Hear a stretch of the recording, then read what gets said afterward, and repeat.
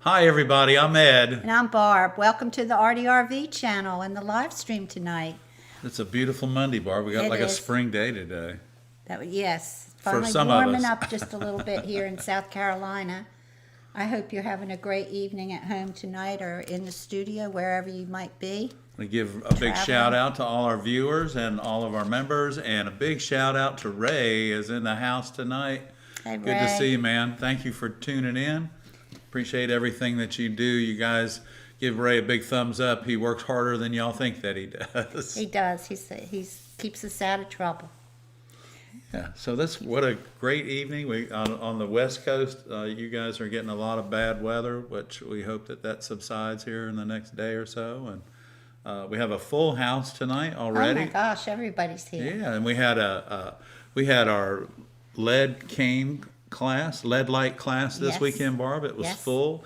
We had a great time. I want to say hi to Barb and Marcy and Seals, who came in and did the class with us for the weekend.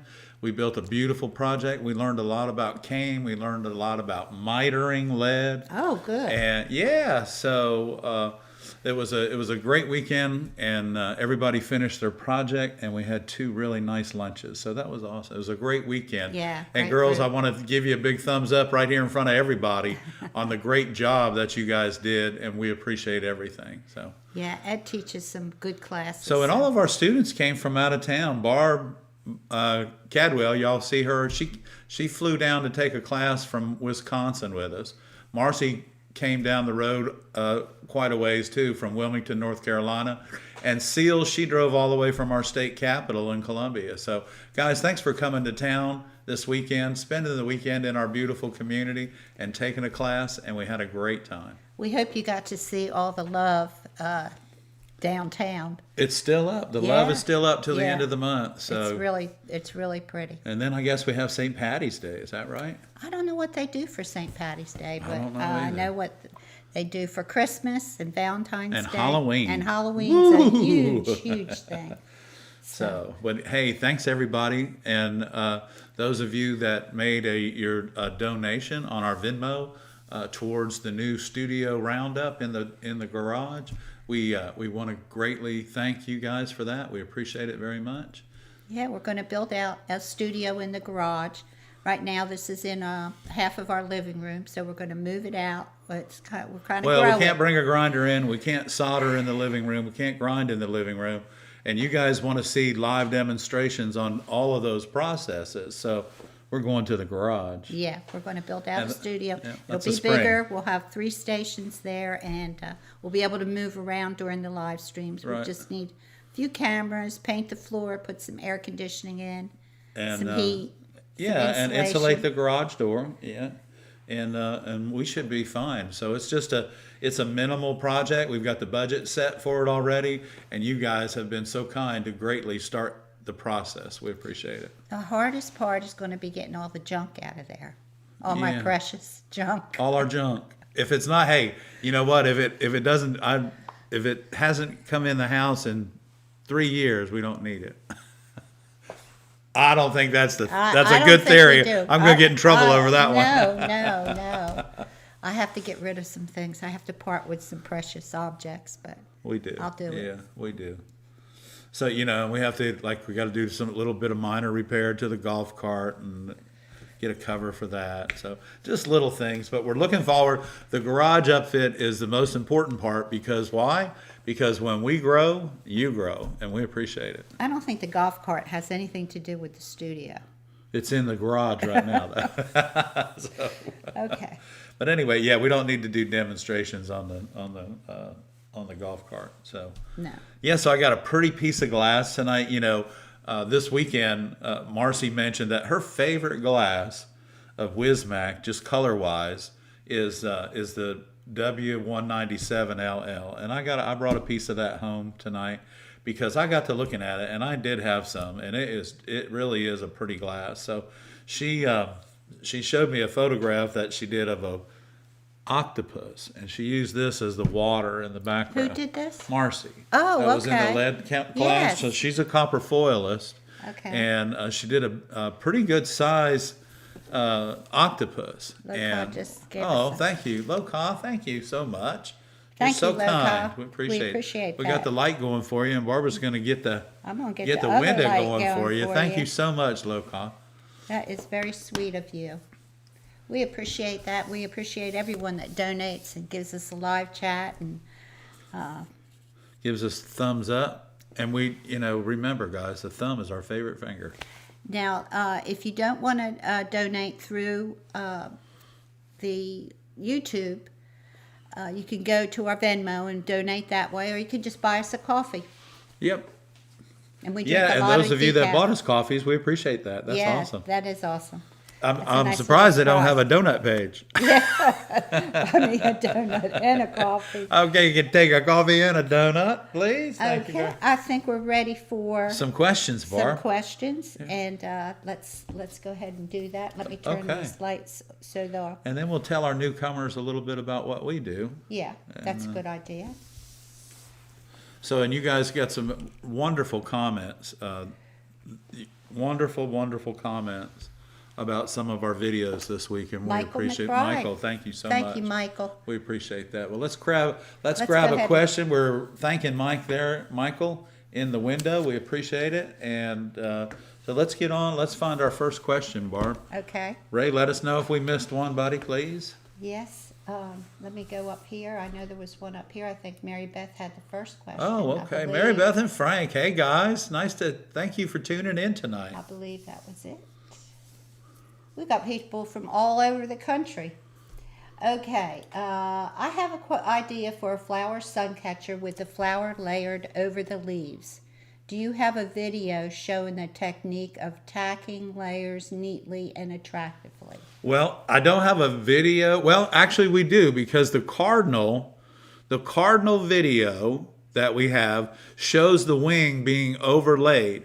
And the best way to dress that overlay up is to solder it from the side, Mary Beth, and attach them side to side so that you don't actually see the solder joint. So they're really fine, just finish your edge, but aesthetically they're going to look much better. And the idea of overlaying anything is really a great idea, I think. Yeah, and do you tin the sides first? You should, on all the yeah. pieces you're going to be attached? Tin everything first. See, Barbara thinks about the little things that have to happen, and I just tell you what to do. No, I was just thinking. Well, you do. You really, it Mary makes Beth, it so much neater. I've done it both ways, and Yeah. tinning it makes it neater. tinning the edges of everything makes it so much neater. And what it does too, Mary Beth, is if you're going to overlay a flower onto some leaves, it makes it very rigid.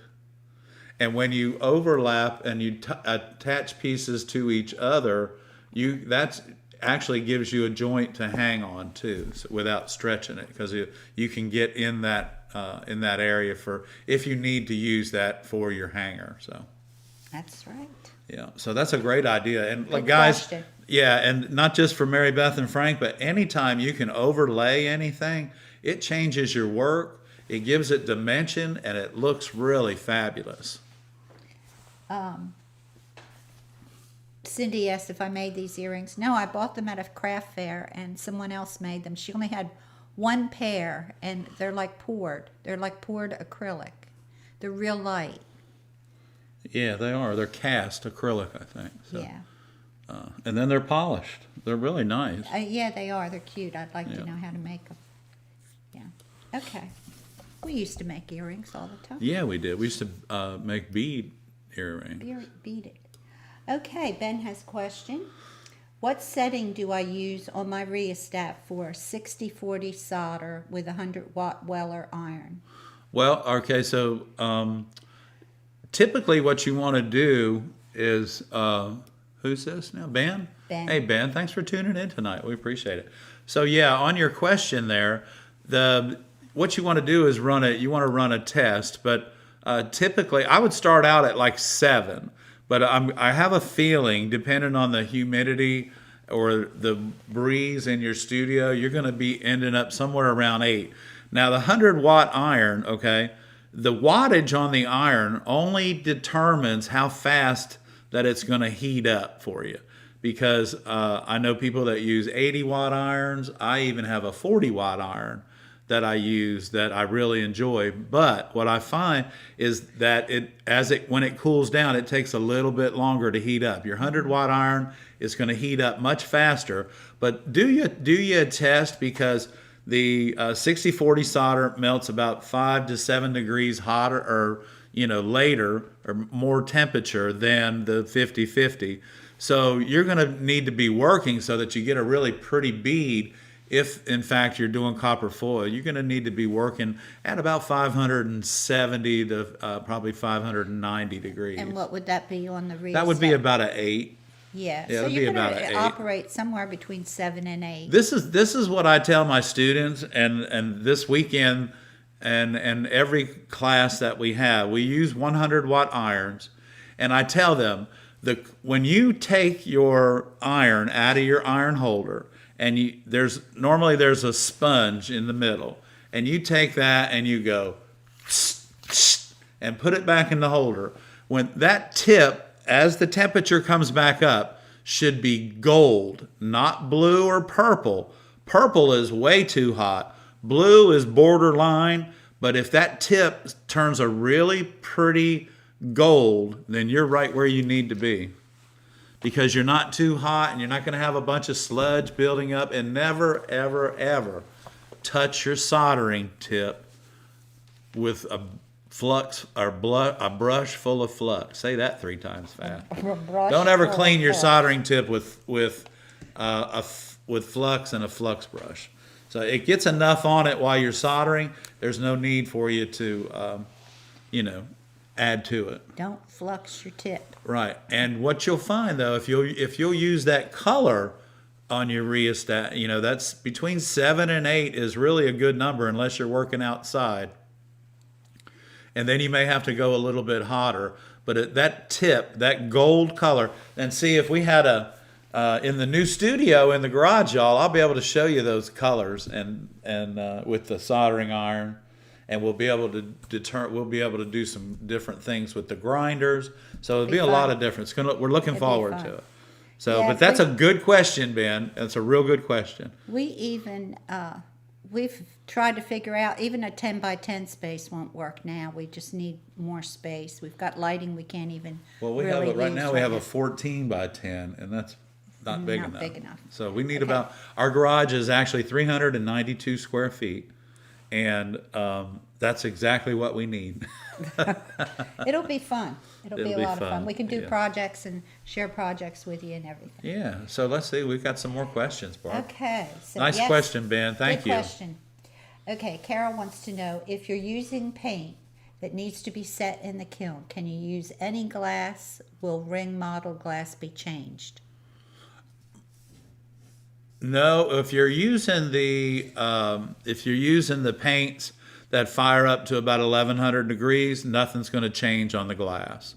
Nothing at all. When the glass changes is somewhere above 1280 to 1350 degrees. So, am I right on those temperatures? Yeah. Pretty close. Yeah. So like if you're using Bullseye or you're using, this is Carol Yes. Atkins, Carol, or if you're going to use that beautiful Oceania you just knocked out. So, yeah, as long as you're using the paints that don't go above 1100 degrees, you'll be fine with them. It won't change them. And you could do a test strip, Yeah, but just more than likely, get a it's not test going to fool strip with and the ring models. No. the colors you want to use and the color paints you want to use. Just do a little test on them and Yeah. see if they turn out how you want them to be. Paints, I was in the paint suitcase the other day. were you? Yeah, well, I'd like to yesterday I paint had to get again. some fids out to clean the lead windows for the students. Maybe we could bring that home and Do some have paint. some time here to do some painting. Okay, Beth wants to know, just completed a partridge. A friend asked if I could make it lawn art for her father's grave. Can I unsolder after I've patinaed so I can resolder to build the rod into its body? Yeah, so you don't really need to unsolder it, Mary Beth. What you can do is if you have a nice straight place to put it, you can go ahead and attach it to the back, and just use an 1/8 inch diameter brazing rod, like a welding rod, a brazing rod, because it's brass and it'll solder up really nice. And I mean, you can take the bead off of it by doing what I call just wiping it out. So if you'll hold your piece vertical and heat the solder up from the top, it'll run all the way and it'll run right off of the piece, and you'll have an empty area. So that's a great way to erase your solder, is by holding it vertical. Yeah, that patina will gunk up your iron a little bit. Yeah, just so steel you- wool it before you do that. That's all. Yeah, or use an older iron to get that off, and then use your good iron to do the good. Yeah, good if you work. have a junky iron, Mary Beth, that's a good thing to use it for, is erasing your solder. Yeah. Okay. Paul has a question. Hey, hey, Paul. So another artist that he watches or reads about, everything stained glass, claims you don't need to grind your glass before foiling. Do you agree? Well, not if you're a really good glass cutter, and that you To don't rough have it any up to angles. make the foil stick. Yeah, that's roughing it up to make the foil stick is is basically the reason for the grinder. So when glass breaks, it doesn't just break straight. Okay, we'll go with the camera. It breaks on an angle like that or like that. And if you're tapping it, it breaks like that. So those areas are the ones that you need to clean up with the grinder. So you don't need to spend a lot of time on the grinder to rough it up, but you'll find that the foil sticks better if you rough up the edges. No, I don't think it's like a rule of thumb, right, because not everybody has a grinder. But I will say this, cleaning up the glass with the grinder makes the foil stick a lot better, and cleaning it thoroughly with rubbing alcohol makes it stick a lot better as well. So yeah, if you're good enough, if you can cut glass good enough to where you don't have any flared sides or anything like that, you just go ahead and your foil is sticking. That's the number one thing. But if you have a problem with your foil sticking, try to rough it up and see if that helps. But don't depend on just the glue. Don't sit at the grinder and grind all day. That's not what you need to be doing. You need to be cutting the glass. No, the grinders. A lot of people use their grinder, and it's nothing wrong with it. There are a lot of people who use the grinder because they can't cut the glass close enough to the pattern that they need to grind the glass until it fits. Well, that's fine. There's nothing wrong with that. But eventually, as you gain more confidence in your cutting and create new cutting skills and become more proficient at it, your grinder is going to be working less and your cutter is going to be doing more of the work. Now, when you're fusing, the grinding is imperative. Well, you need to sand it anyway. It makes a weird edge sometimes if you're grinding. That's true. You want that nice smooth edge. You don't want to grind it, so no, you got to cut it to fit. Right. Yeah. If you're doing fusing, you should be very proficient at your glass cutting anyway. Okay. Can you tell me more about an afterburner attachment for the cutters? We'll do that. We'll talk about it during glass chat. Yeah, How about that? At the glass chat. Oh. Let's see. This is my navy blue coffee cup, y'all. It's really good. I don't have any coffee in it. I have, I feel like a little Have kid. you hit the thumbs up button? Because JR said he has. At the bottom of the page. At the bottom of the page. Yes. Don't forget, guys. Hit the thumbs up for us, because we're watching the ARTyRV Glass Studio channel. And we appreciate everybody tuning in. We do. We appreciate it. And if you haven't subscribed, please subscribe. So JR's here tonight, and we've rescheduled JR for you for August, I believe. I think you probably got a note on that for the lead cane class. So. Ray shared the stained glass cardinal, and I believe that pattern is free online. So watch the video and get the free pattern. And that wing is an overlay. Thank you, Ray. We appreciate it. Wing is an overlay. And I think, you know what? Actually, I think the kayak is the seat and the paddles are overlays too. So those patterns, guys, like we said, those patterns were free starting in February, and we have more patterns coming up soon. Yes, as soon as I can get them done.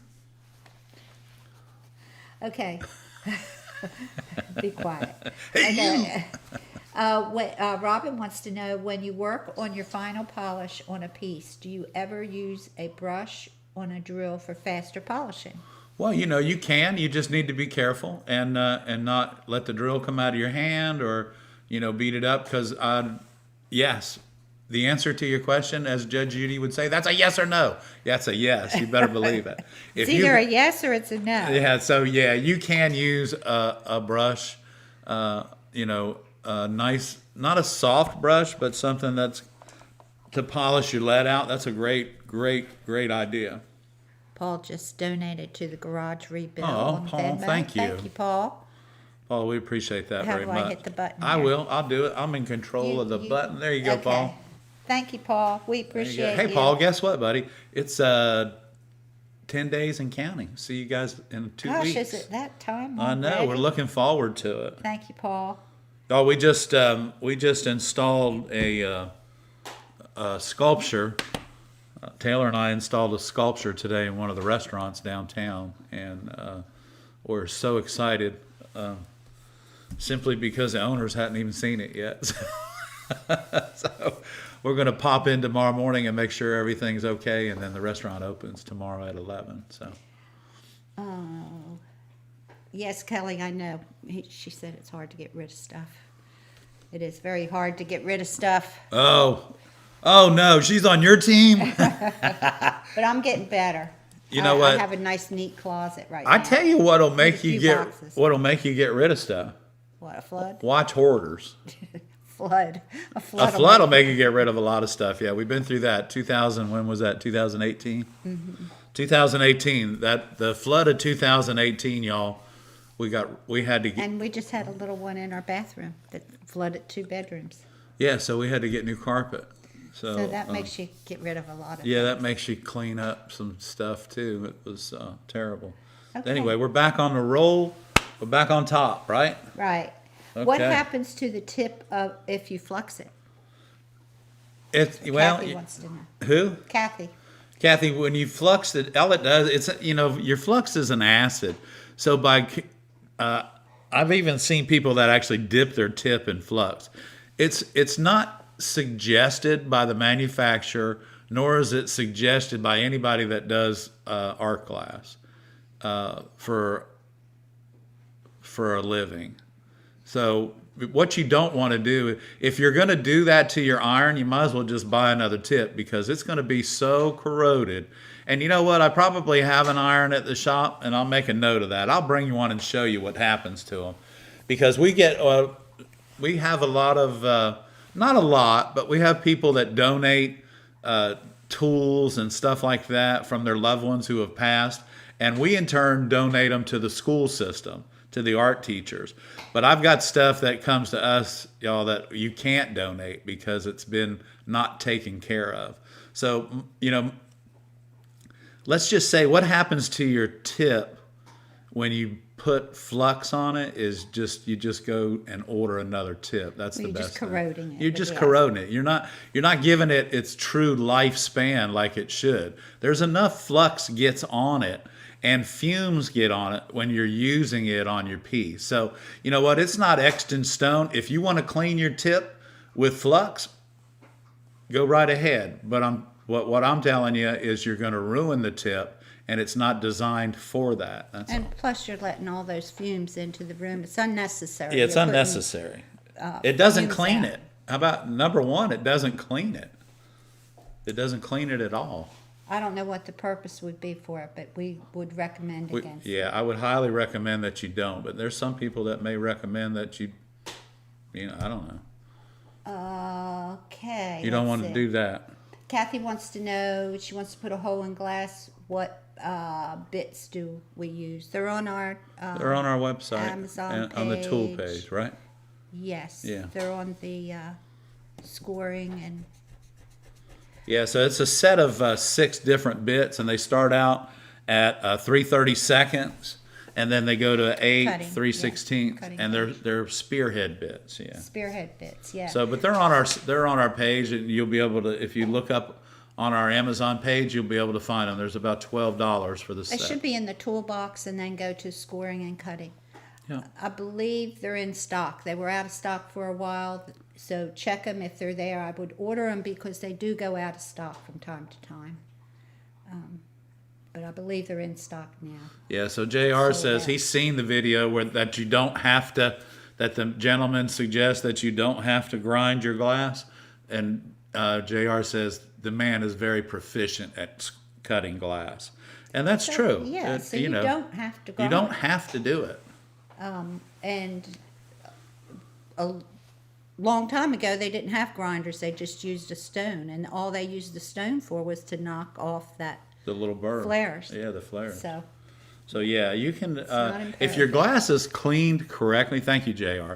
If your glass is cleaned correctly and it's cut correctly without tapping it and without putting your running pliers side to side or one side or the other, or you're breaking it correctly with your grousers or with your breaking pliers. If you're doing all of that correctly, then yeah, you don't need to grind your glass. And it fits your pattern.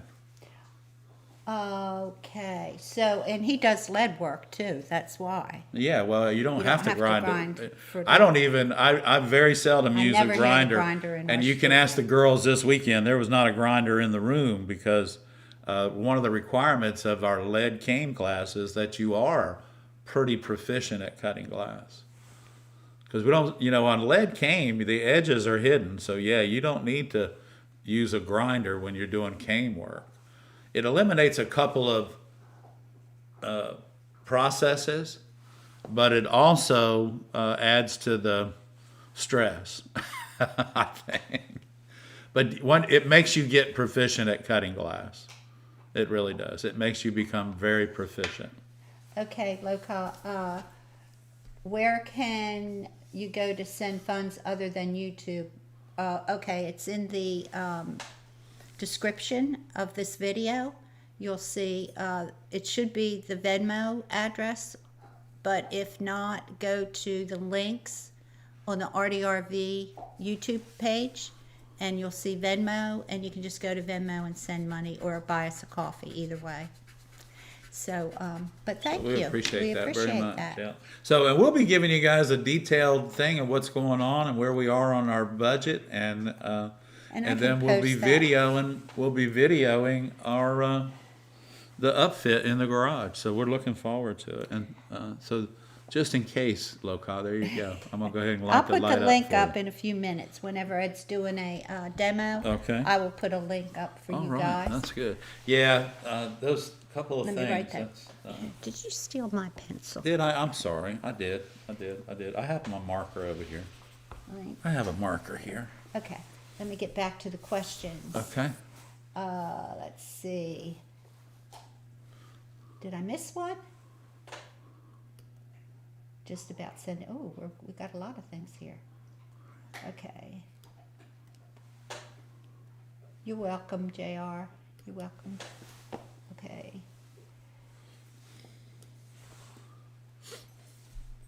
Okay. I'm reading everything else besides that. All right, let's get to the questions. Okay, what's the purpose of those little pots of tip tinner? Oh, yeah. That they are not recommended. No, the salmonella blocks or whatever they are. Yeah. Yeah.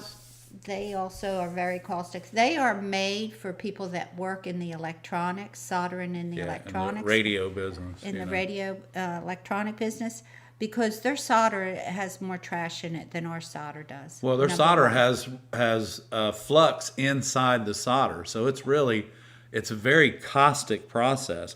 And their tip is in the solder flux all the time. And if you ever look at somebody's tip that does radio work and tubes or all that kind of stuff, they need that salmonella block in order to keep their tip from failing on them. And the Hacko iron on the back of on the directions, it says do not use the Salamatic block. That's right. It's designed for people that do electronics. That tells you a lot. And that's cut and dry. The salmonella block is used for people that do electronics and use rosin core solder.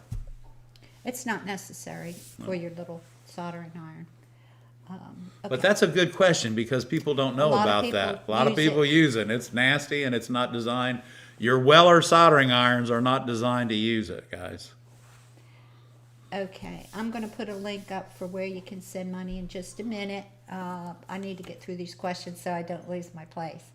How do you, MB Volker wants to know, how do you know when a tip is at the end of its life and needs to be replaced? Typically, Mary Beth, it's going to have little pucker marks and potholes in the tip, and they usually start in the corner, or it'll get really corroded up where the tip meets the edge of the soldering iron itself. So, for instance, if your tip needs to be replaced, it's going to be really jagged, and it's going to have like little potholes in it, and you'll get rust marks that will appear on the tip, and then it's time for a new tip. And y'all know what? As inexpensive as the tips are, don't don't wait and get a new tip when it's that bad, because it's messing up your work for you. It's hindering you rather than helping you. It's like when a computer takes 15 minutes to start. Yeah, you know Just what time it get is? rid of It's it. time to get a new one. Oh, I've been having God. that trouble. I finally solved it. Yeah. Got a new one. Okay. What's the purpose? Okay. I'm trying to, there's a lot of things here. Okay. Well, that's good. You guys came Okay. with some great questions A tonight. friend suggested that I do some bigger projects around town of multi-window facade door glass. I know it's worth more calculating, but roughly what might I charge clients? Oh, you'll have to. You know what? We have a booklet on our website that you can purchase that helps you try and figure that out. We can't tell you what to charge for your work. We don't know what your work looks like. We don't know how long you've been doing it. We don't know your area. So that if you'll get that little booklet that's on our page, it'll help you answer every one of those questions. And it kind of gets you in a place where you know Yeah. you're going to be operating like a real business when you're having to go Yeah, meet clients. right, So you want to exactly. know what you're talking about, and you can justify your And prices. if you're going to be out there doing stained glass for people, you really should be in business, and have all of the entities that those of us that are in business have, like overhead and insurance and all those things. Yeah. So that booklet will tell you and get you set up for answering every one of those questions. And don't feel bad if you can't answer all the questions. Sometimes it takes a while to really get Yeah. your head wrapped around all that information. But once you have that in front of you, you can make some real good decisions Right, instead exactly. of just guesswork, And it's something that we do, and Barbara wrote, so it's not just something that we copied out of a magazine. It's what we did when we started, and Barbara wrote And we it. go back to We use that it. every once in a Sure we while do. because we're like, especially when we have price increases. Yeah. Because we're like, should we raise our price? Are we okay? Where are we And at? a lot of times when we look at that, we've estimated about right, but it's always good to check yourself. Yeah, it is. Okay. The email, Rusty, Ray put that up. It's viewershowcase@gmail.com. Oh, And that's we right. want- Next week next is- weekend woo! is viewer showcase, and also it's we're giving them. It's a box away. of glass giveaway. So, So go to viewershowcase@gmail.com. If you want to be in the drawing, say yes, I want to be in the drawing. And if you want to be in the viewer showcase, send a photo Right. and a brief description. so the box goes to the members of Right. the ARTyRV, and you can become a member just for 1 month if you want to be in that drawing for the box of glass that we cut up all month long. We just decided we'd give it away every month because we can't keep it laying around here. So we're going to give it away every month, and then we have our viewer showcase. Send in your beautiful work that you have completed, and we'll look forward to seeing that as well. Okay. Samara asks, when I use the pattern shears, I find the spacing between my pieces is a little too wide. Am I doing something wrong? You may be grinding too much because your pattern shears are designed to take off. Your copper foil is 1.5 Or mils. she's using lead shears. Or you could be using lead shears, because there's two different sets of shears, pattern shears. There's a copper foil shears and there's lead shears. And lead shears are about twice as thick as what the copper foil shears are. The other thing is a lot of times it's a common mistake. You grind too much of the glass, and it's always that that little bit makes a lot of difference. So you have to be really careful when you're using your pattern shears and you're cutting your pattern out. That pattern says this is how that piece of glass needs to look and exactly how big it needs to be. So you could be, again, taking off too much grinding, or you're using the wrong shears, the wrong pattern shears. Just check the blade on that, because I carry them at the shop where they have the copper foil blade and the lead blade in one pack.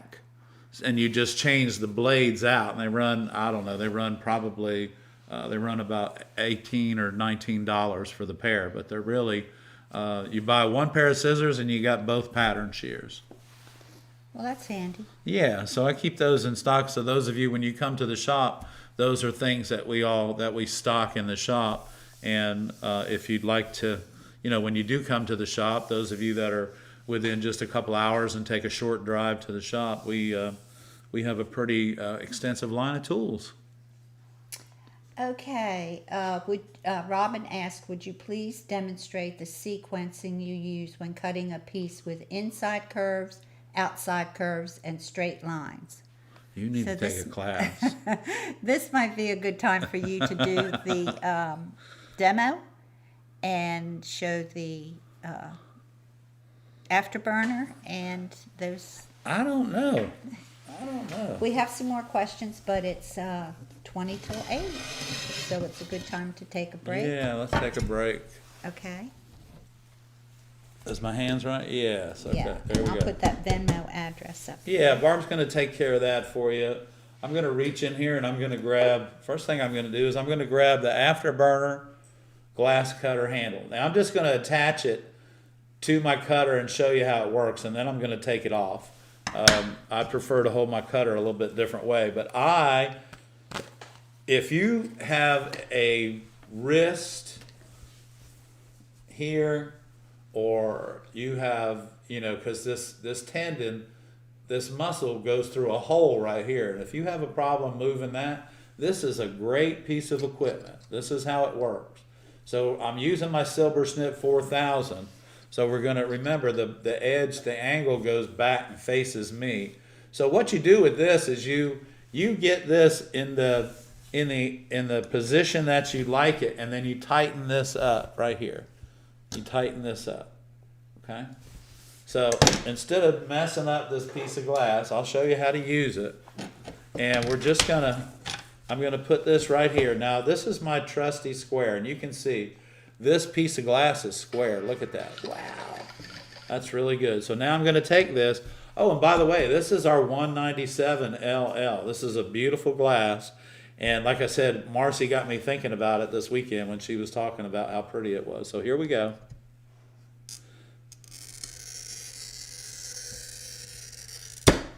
So what this does is it takes the strength of all of this and puts it right here.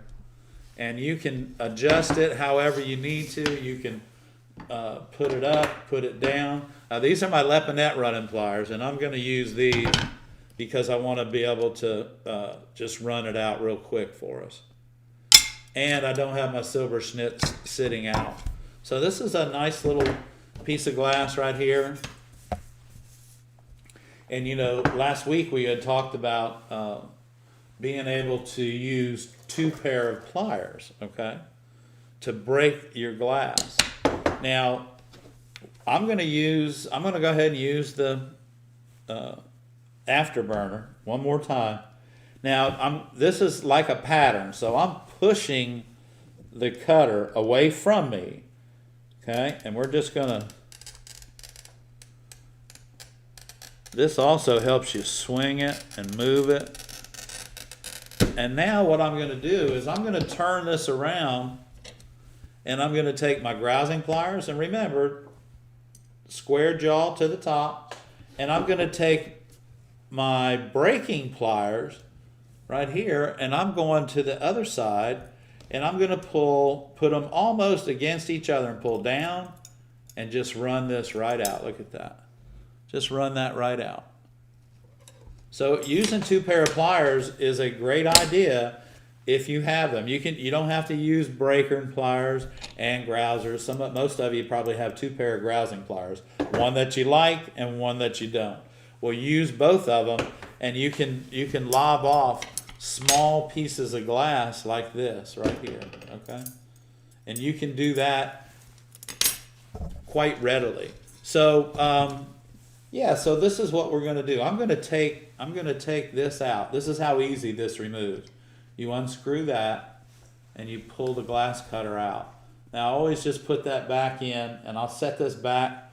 I'm going to set the afterburner, And this is on our tools page. It's a great little tool. It will assist you in cutting glass. And if you're not quite sure about the amount of pressure that you're putting on the glass, this also will help you. But remember, it only takes 8 pounds of pressure to depress the head, and that's all you need. When you depress that head, that's all the pressure you need to cut the glass. So somebody said, hey Ed, why don't you cut an outside? This is how I cut outside, okay, just like this. I'm gonna cut an outside curve, and then we're gonna chase that run all the way back to the house. And I'm gonna, because I finished right here, I'm gonna turn this around. And I'm gonna start this with my running pliers, and we're just gonna hear a slight pop. Okay, so when you hear that pop, that means that you have started the run. And you need to develop being able to, you can see the run right there, see it? Right there, just like that, right there.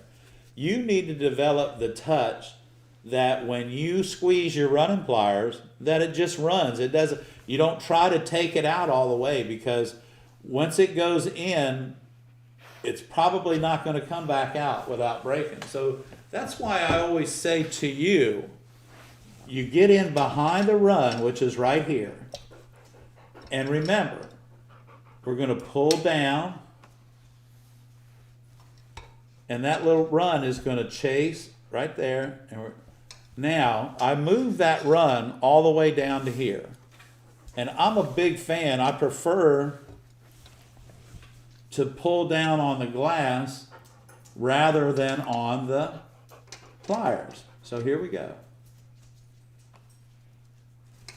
And we're going to come back, and we're going to grab it right here where I can get underneath of it, and we're going to pull down. Now, let me show you exactly why that happened right there. Because when I pulled down right here, instead of using my running pliers like I should have, when I pulled down right here, it put this as its weakest point, and that's why that ran out, just like that. And it happens if you don't break the glass correctly. The other thing is look, guess what? I'm gonna have to use the grinder before I can put any foil on this. Oh, I'm sorry. You see that edge right there? You see how it's flared out? Right there, see it? It's bigger on the bottom than it is on the top. That right there is exactly why you're gonna have to use your grinder. Now, if we're gonna go in here and we're gonna take some of this out, and I just depress the head, that's it. And we're gonna take this little inside curve out of this, okay? We're gonna try and get this out. Now, I have my knuckle. You can see my knuckle, the shadow. I'm gonna pull down with my grousers. Okay, and now that run ran all the way to here. I'm gonna change hands, and I'm gonna come back and I'm gonna run that run back into itself. Okay, so this is, once we do that, y'all, I'm gonna take my running pliers, and we may hear another pop. Okay, there's that. There's that. Now I'm gonna turn my running pliers over, and it should just drop right out. You hear that? When I say the glass breaks twice, it does, okay? And then I'll do this, and it pops right out. So I turned my running pliers over, and it took that inside curve right out, just like that. Now, if I wanted to get something, if I wanted to change this up a little bit and take something really narrow out of it, just like that.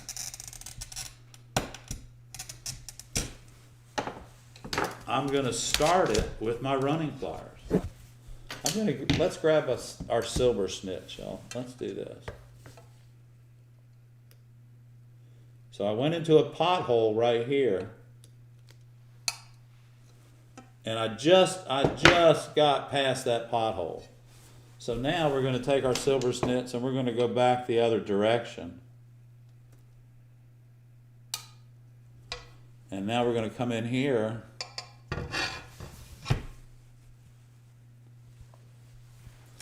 And we're going to take our silver snits, and this is what I love about these pliers.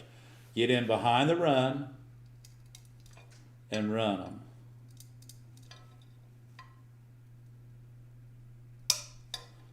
Okay.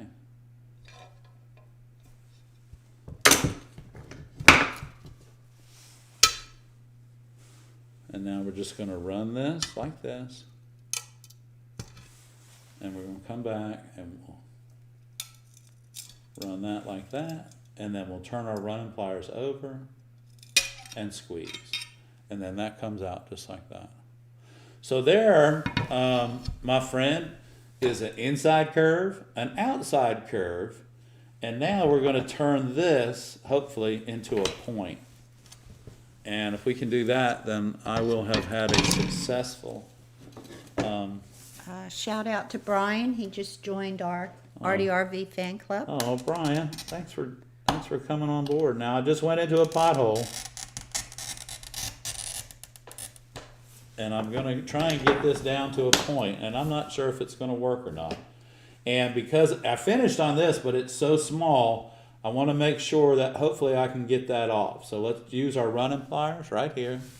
I'll move my hand. And there we go. So there's the point, y'all. So if I would have went down here and tried to, and I'll just leave it like this, and tried to break this off like this, what would have happened is it would have, because I put pressure on this, it would have went to its weakest point, which would have been somewhere back here.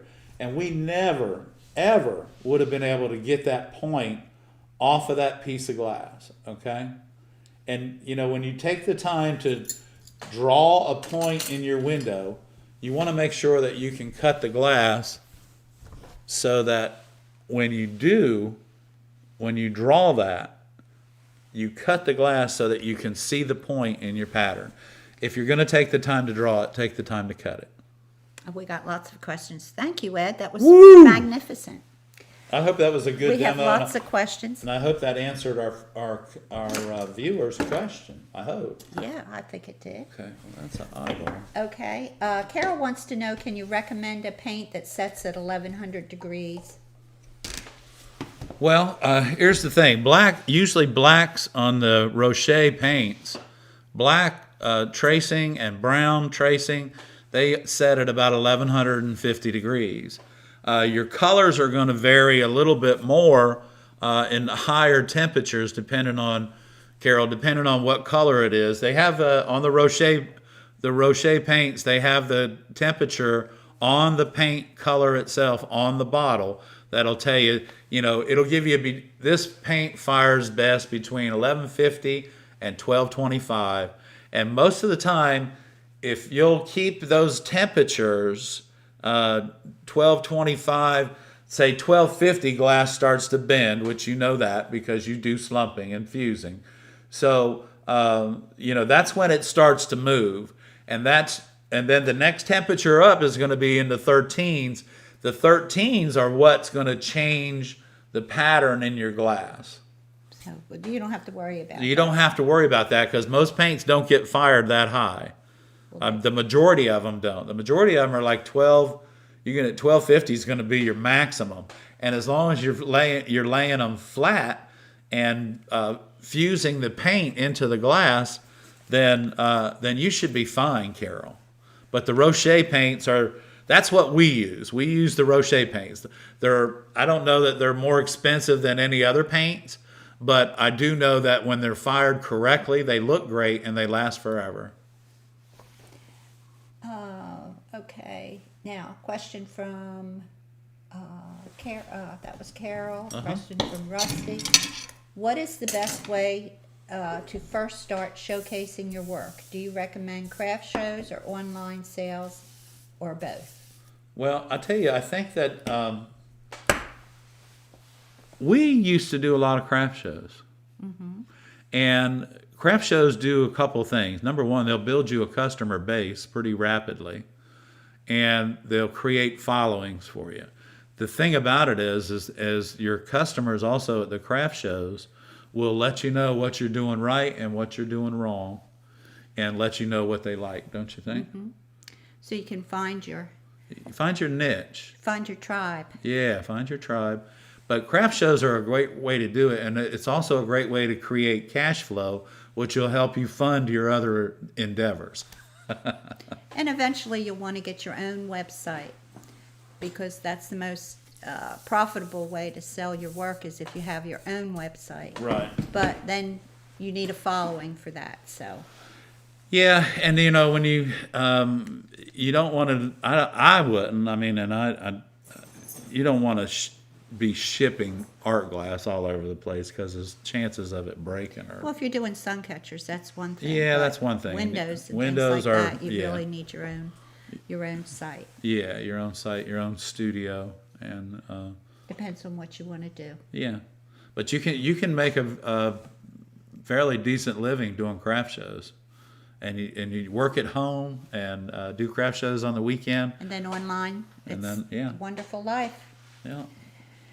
Les wants to know if you have ever used zinc patina.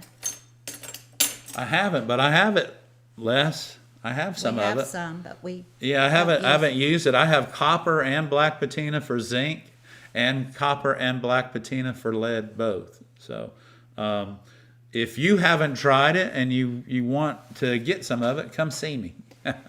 Yeah, we don't frame in zinc, so we don't really. Yeah, I don't use it. zinc. Yeah, We have no reason to.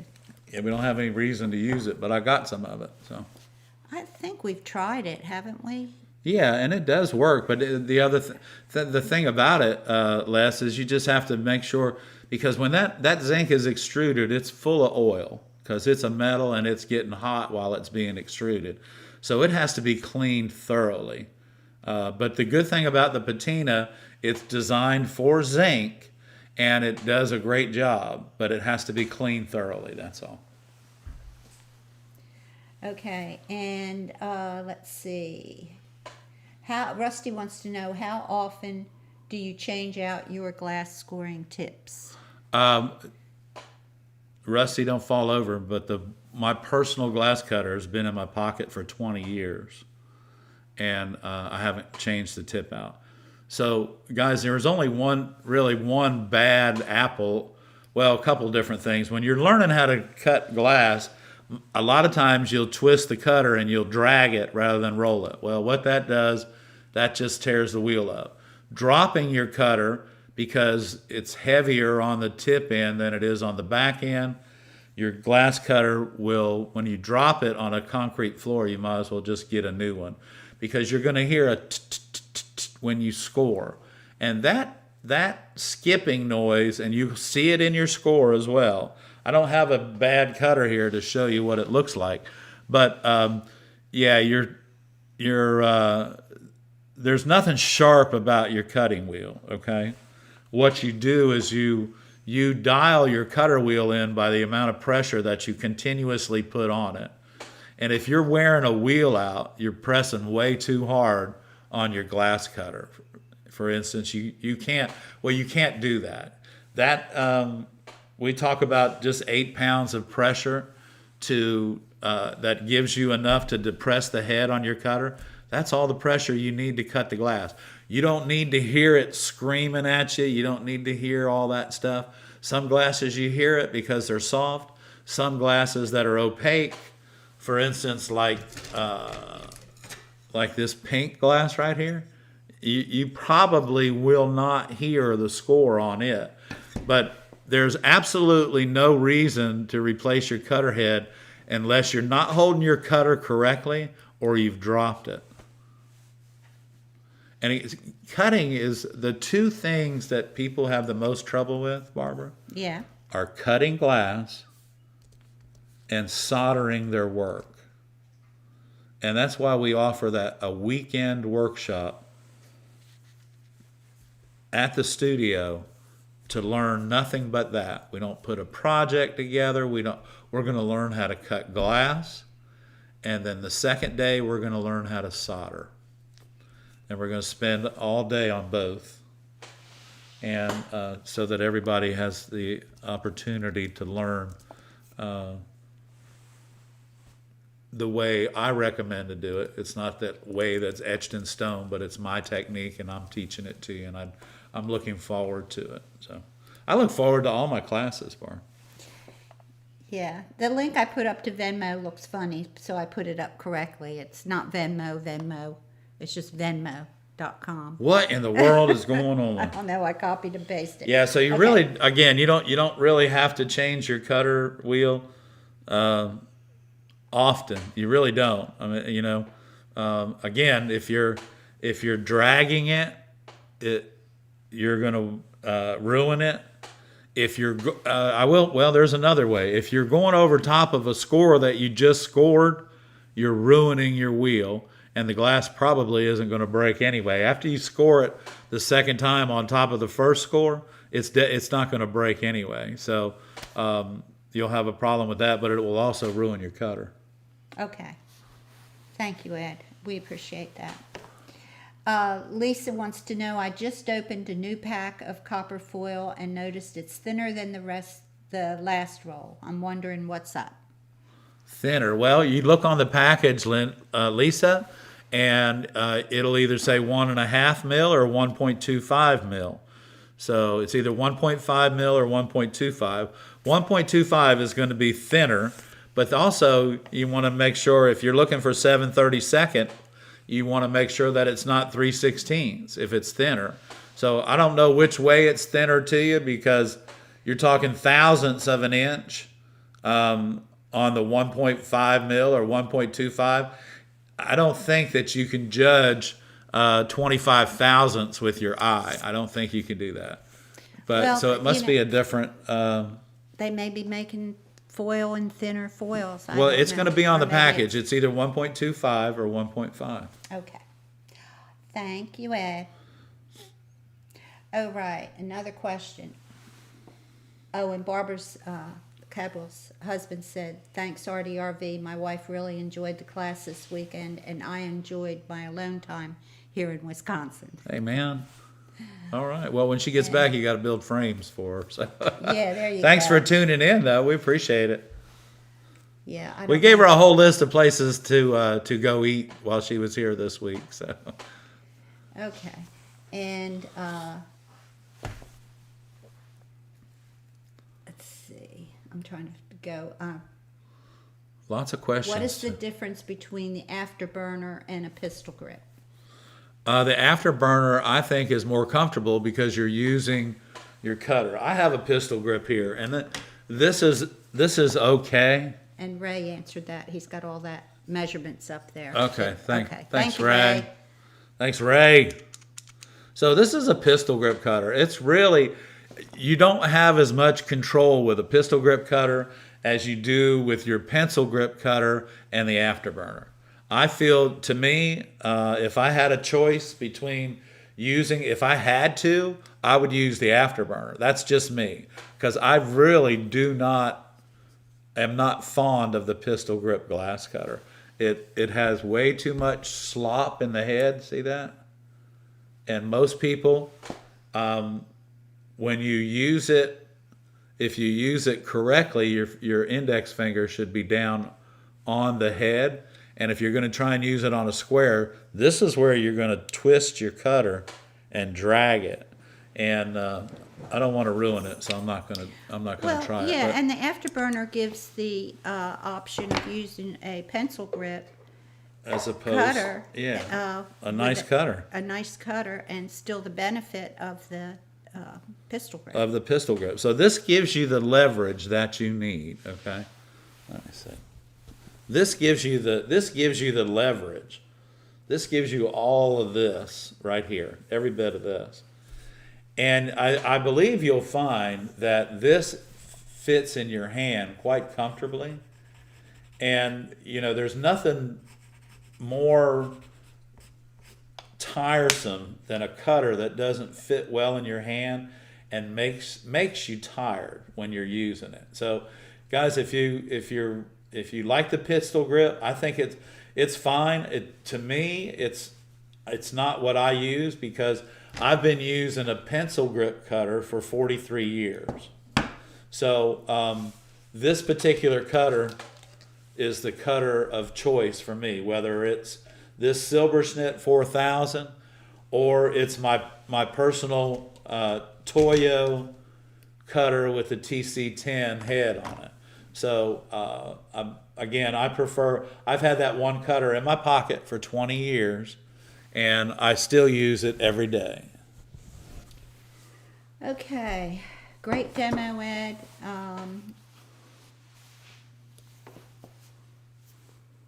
Oh, Ray, just saying that. What'd he say? Great demo. Okay. We got to straighten that piece of glass out because some of that's going to whoever our winner is. But you know what? I did want to show them what this pink glass. This is like really. Oh, you're going to do a I demo just want them on to that? hear You it want to because cut an inside curve on that? on A this tight one. Curve? Oh, Yeah. that's really a tempting kind of.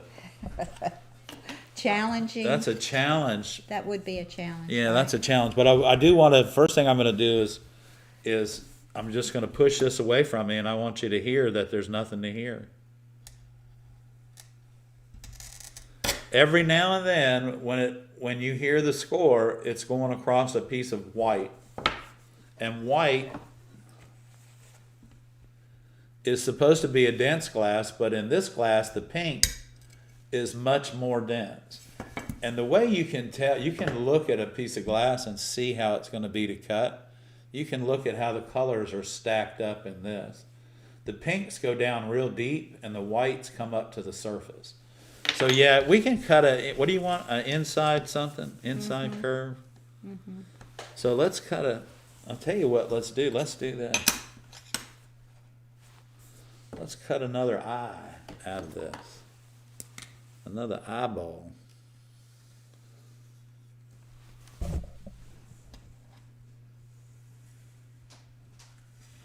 So those of you that when you cut your pattern out and you put it on your paper and you number it, when you're cutting your pattern, you should be just up against that line. Up against it. Not on it. Not in it. Not away from it. You should be right against it. So we're going to take this and we're going to turn that around and we're going to cut that off. So you can see that?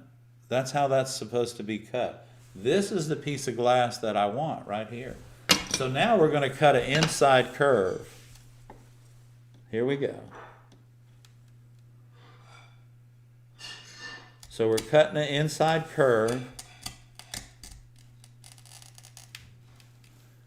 And now you can hear it. The white, you can hear the glass cutter scoring the white. Okay. So now what we're going to do, this is pretty thin right here. So we're going to see if our running pliers will work. They did. Do you hear that pop? Just that slight little pop. Now I'm going to come back over here. Okay.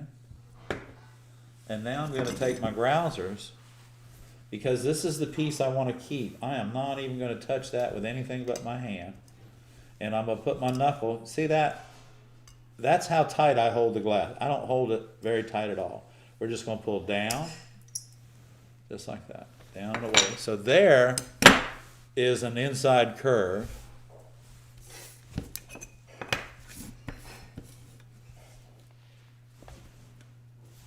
Hello. Hang on. Oh, there's the snow.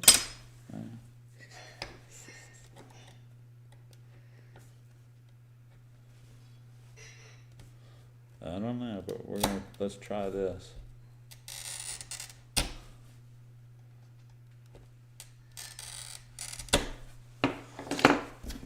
So then we'll just do that, and we'll come over and we'll do that.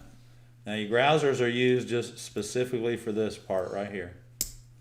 Just like that, eliminating that right there.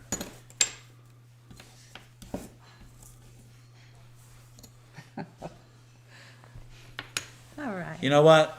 That's me smiling at everybody tonight for tuning in. We greatly appreciate it. We have more questions. Okay, let's go. I gotta throw this away before I get it all over the place. Okay. Okay. Beginner question.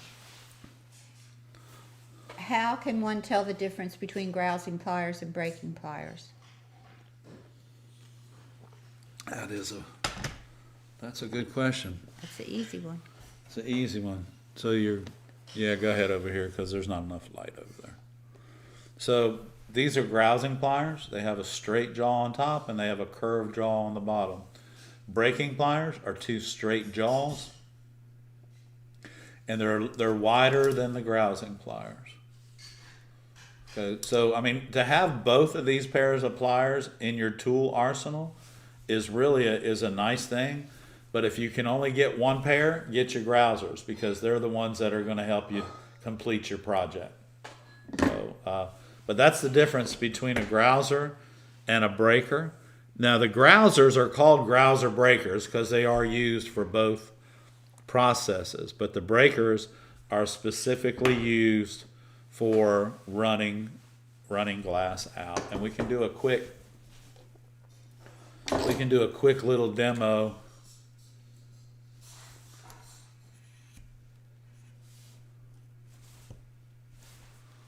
There you go, Brian. What you mean? Oh, God. Okay. We're gonna do a quick little demo on our with our grousing plier.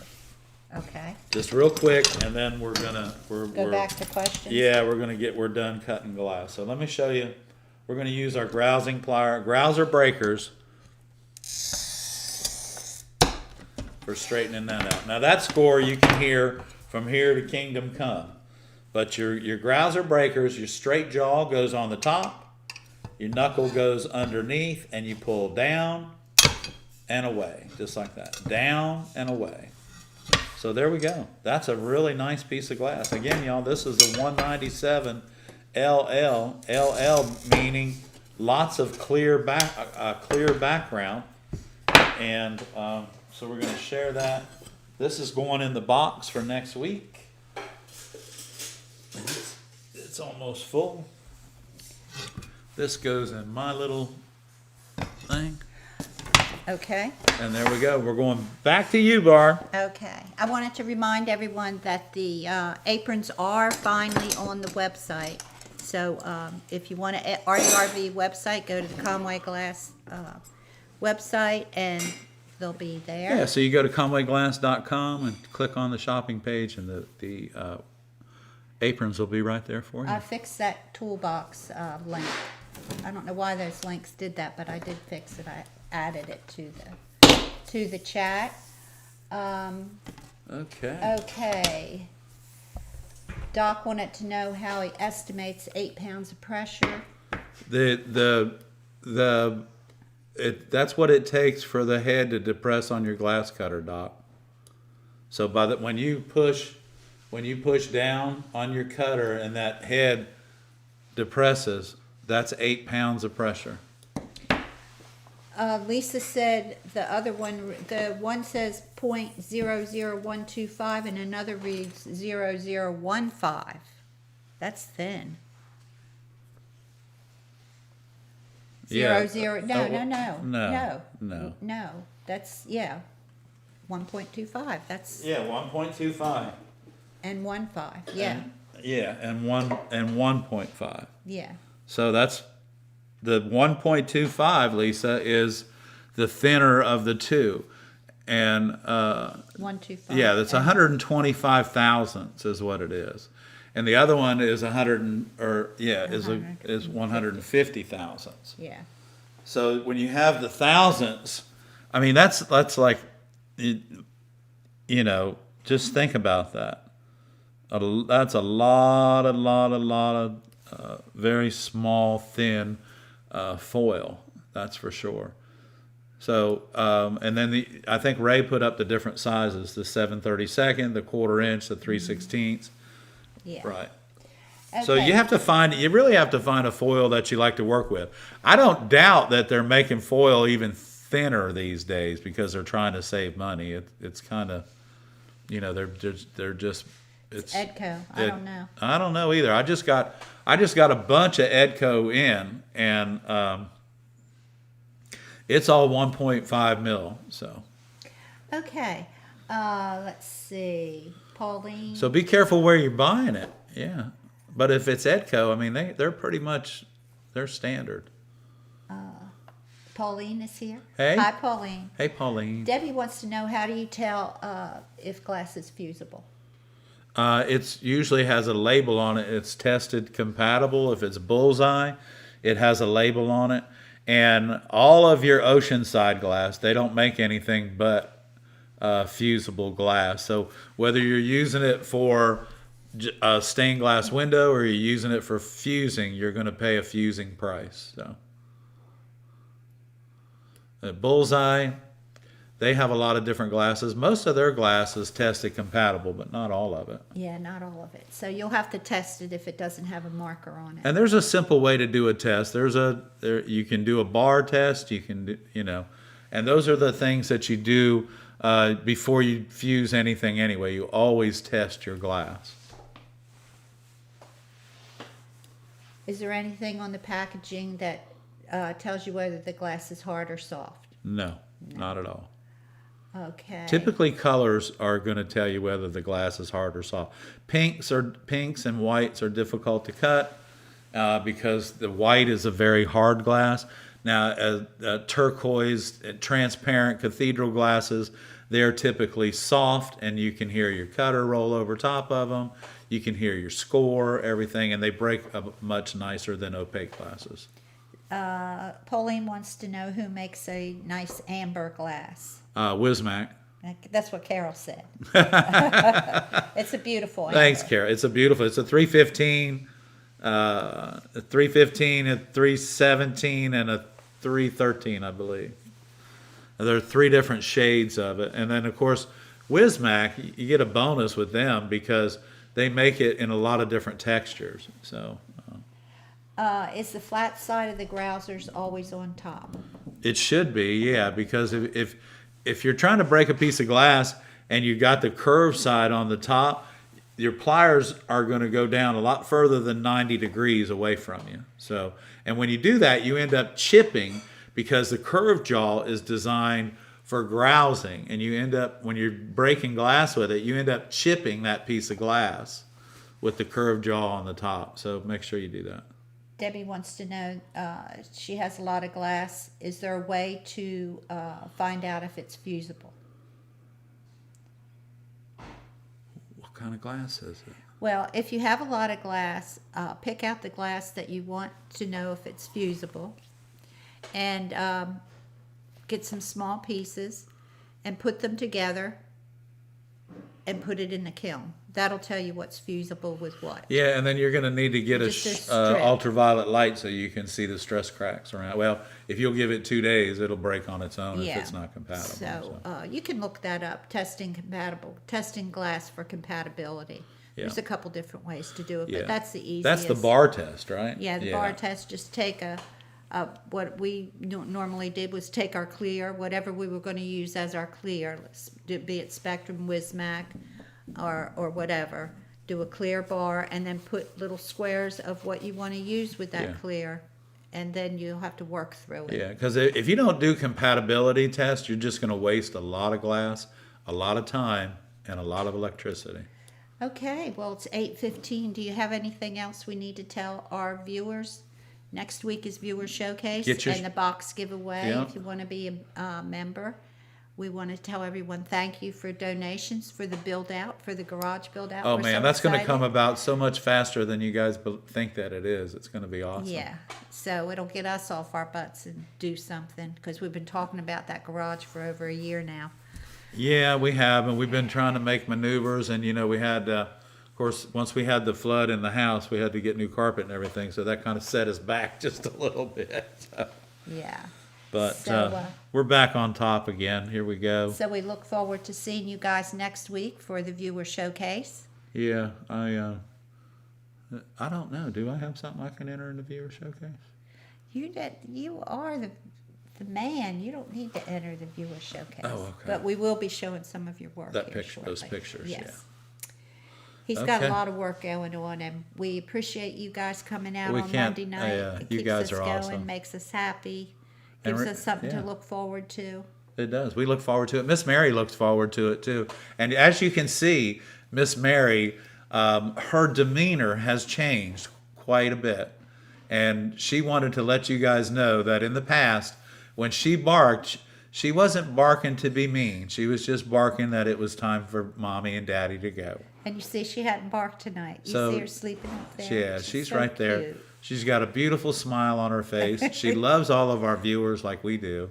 And so, We hey. have one final question. Okay, Do let's you go. recommend getting very proficient at 2 or 3 designs when first starting out, selling or creating multiple designs, 6 and 10?